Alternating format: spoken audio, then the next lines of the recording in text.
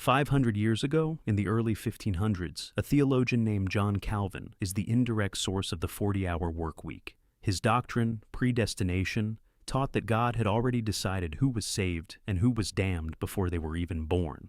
Nothing you did could change which side you were on, so Calvin gave people one way to cope: work like your soul depended on it. Calvin himself never had to. He was clergy, exempt from the kind of labor he made everyone else feel guilty about avoiding, exactly like every powerful person who came after him. 5 centuries later, the theology is gone, but society is still built around the idea that we have to work relentlessly and make up more things to do if we ever run out of tasks. I'm going to show you how that 500-year-old trick still runs on you, who's been quietly benefiting from it ever since, and why none of them have ever once lived by their own rule. And it's not just the hours at your desk. Add the commute, the chores, cooking dinner, working out, and all the little self-improvement things you're supposed to do. You're not truly resting until you're already in bed. Who thought that this is what a good life looks like? You already know the basics of what Calvin did. Here's why it actually worked. For an intensely religious population, predestination was psychological catastrophe. Imagine being told your eternal fate was already sealed, and you'd never get to find out which way it went. Calvin understood exactly how unbearable that was, and he gave people one narrow exit. You couldn't earn salvation, but you could look for evidence of it, and the clearest evidence available was relentless, disciplined work. Rest became suspicious. Idleness became a warning sign. Working yourself into the ground became the only proof a person had that they weren't already condemned. It didn't matter whether the theology held up under scrutiny. What mattered was that it worked at scale, across generations, on people who had no reason to question something dressed up as their own salvation. In 1905, the sociologist Max Weber wrote about this directly in The Protestant Ethic and the Spirit of Capitalism. His argument was that people didn't start working themselves to exhaustion because the economy demanded it. They did it because they were terrified of what stopping would say about their soul. Here's the part that should actually unsettle you. This isn't just old theology with no modern footprint. In 2013, economists Andre Van Horn and Robert Mazeland studied unemployment's effect on well-being across 150,000 people in 82 countries.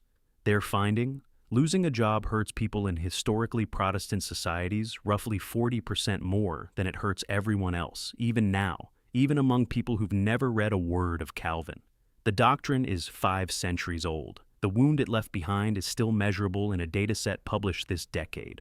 Religion gave the work ethic its moral weight, but belief alone doesn't get 12 hours a day out of a population. For that, something physical had to change: how people experienced time itself. The historian E.P. Thompson wrote about this in a 1967 essay called Time, Work Discipline, and Industrial Capitalism. Before factories, most people didn't think in hours. They thought in tasks. You worked until the field was plowed or the bread was baked, then you stopped. Rest wasn't laziness, it was just what happened when the task ended. The two were inseparable. The factory destroyed that completely. A factory owner needed bodies present for fixed, measurable, purchased periods, regardless of whether any particular task had actually been completed. So the clock got imposed on people who had never lived by one. Church bells got replaced with factory whistles. Time itself, which had always been fluid and shaped by the work, became something that could be measured and bought, like any other commodity. Here's the part most people skip past. You can't install a clock in an adult who spent their whole life working by task and season. The resistance would be immediate. So the people building this system went earlier. The first mass public schools in industrial England weren't really built to teach children. They were built to train them to sit still, follow instructions, start when a bell rang, and stop when it rang again, before they were old enough to ask why any of it mattered. By the time those kids grew up and walked into a factory, clock discipline didn't feel imposed on them. It felt like how time had always worked, because for them, it always had. George Orwell wrote something similar into Fiction, 1984, published in 1949. His superstates stay locked in permanent manufactured war, not to win it, but to keep the population too poor and busy to organize against the people running things. Different century, same move. Keep people occupied, and they stop asking who benefits. Here's the question none of this ever answers. If working yourself into exhaustion was the proof of virtue, what were the people enforcing that rule doing with their own time? In 1899, the economist Thorstein Veblen answered it in a book called The Theory of the Leisure Class. His argument: throughout history, the people at the top didn't just avoid manual labor, they treated avoiding it as the actual proof of status. Veblen's own example was feudal Europe. Warriors and priests were exempt from labor entirely, by rank. The work itself, plowing, building, hauling, got pushed onto slaves and dependents, and that labor was treated as a mark of inferiority, not virtue, reserved for people with no power to refuse it. Notice who's on that list. Priests. The same role Calvin held when he built the doctrine this entire video started with. He wasn't separate from this pattern. He was already standing inside it. You can see the same structure later, and closer to home. In the American South, through the 1700s and into the 1800s, the entire identity of the plantation-owning class was built on never doing manual labor themselves. That leisure, the dinners, the politics, the appearance of effortless wealth ran entirely on people forced to do the actual work, with no say in the matter at all. The lesson underneath both examples is the same one. Leisure, not wealth, has always been the real marker of power. Here's why that mechanism gets its hooks into you so deep. Deeper than a belief you could just decide to stop believing. The neuroscientist Robert Sapolsky has spent decades studying status and stress in both primates and humans, and his research is blunt about it. Status isn't a preference your brain has, it's a biological need.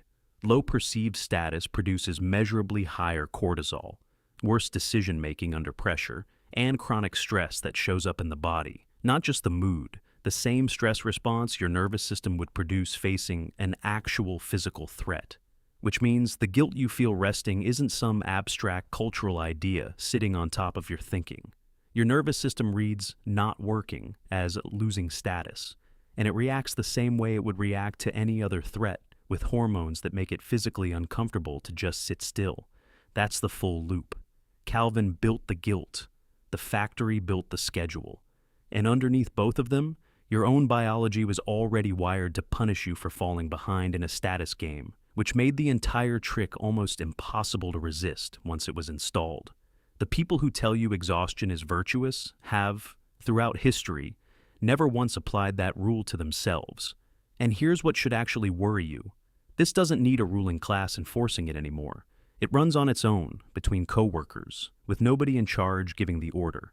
I saw this firsthand in consulting. During one stretch, I worked over 80 hours in a single week, including one 21-hour day on a Sunday. I took the following Tuesday off to recover. I didn't feel guilty about it at first. It felt like the obvious healthy call, the kind of decision that shouldn't need defending to anyone. The judgment came from somewhere else. Co-workers who prided themselves on never needing that kind of recovery looked at me differently for the rest of that week. Nobody said anything directly to my face. It was smaller than that. A comment here, a look there. The kind of thing that's hard to point to in the moment, but impossible to miss once you notice the pattern. In that office, working yourself past the point of usefulness wasn't something a manager demanded. It was a badge of honor employees handed each other, currency in its own small economy, and the one time you didn't reach for it, you felt the difference immediately. Nobody had to install that. It installed itself the same way it's been installing itself for 500 years, just with a different uniform on, and it ran exactly the way Sapolsky's research would predict. Status policing itself, no executive required, no memo sent. And here's the part that should actually make you angry. Even by the system's own logic, more hours was never the thing producing more value. In 1948, the manufacturing company 3M launched what it called the 15% rule. Employees could spend 15% of their paid time on a project of their own choosing. No approval, no manager sign-off. In 1974, a 3M scientist named Art Fry used some of that time to fix an annoying problem with his hymnal bookmark. He called the result the Post-it note. Decades later, Google copied the same idea, called it 20% time, and got Gmail and Google Earth out of it. None of that came from squeezing more hours out of anyone. It came from giving people time back and getting out of the way. The work ethic tells you the answer to falling behind is always more hours. Some of the most valuable things modern companies have ever produced say otherwise. You've probably seen the smaller, more irritating version of this same blind spot too. Companies are right now ordering people back into offices, full days, in person. California's new mandate takes effect July 1st, even though a 2024 University of Pittsburgh study of S&P 500 companies found mandates exactly like that don't improve performance at all. Presence, not output. Same trick. Just running through a badge scanner now instead of a time clock. Here's a bigger question sitting underneath everything you've just heard. Is the full scale of this even necessary? In 2018, the anthropologist David Graeber published a book called Bullshit Jobs, a Theory, built out of a 2013 essay that went viral after he asked one simple question. Does your job actually make a meaningful contribution to anything? What he found was that a huge share of modern jobs don't need to exist at all, and the people doing them often already know it. Graeber's own argument ties directly back to everything in this video. He traces the discomfort of admitting a job is pointless straight back to the same work ethic Calvin installed 5 centuries ago. The belief that labor itself proves your worth, whether or not it produces anything real. And this isn't just a thought experiment anymore. Wales has been running a real guaranteed income pilot since 2022, paying young adults leaving foster care around $2,000 a month with no conditions attached. Early results show people using that freedom to study, stabilize, and get back on their feet, not collapse into idleness. Ireland has been running something similar for working artists and just decided to make it permanent starting in 2026. So, why doesn't this scale up? Why not let everyone choose? Here's the uncomfortable possibility. A population that's free to opt out of work is a population with time to ask harder questions, time to organize, time to think. So instead, the easier move is to keep inventing reasons everyone has to show up, every day, year-round, whether the work in front of them actually needs doing or not.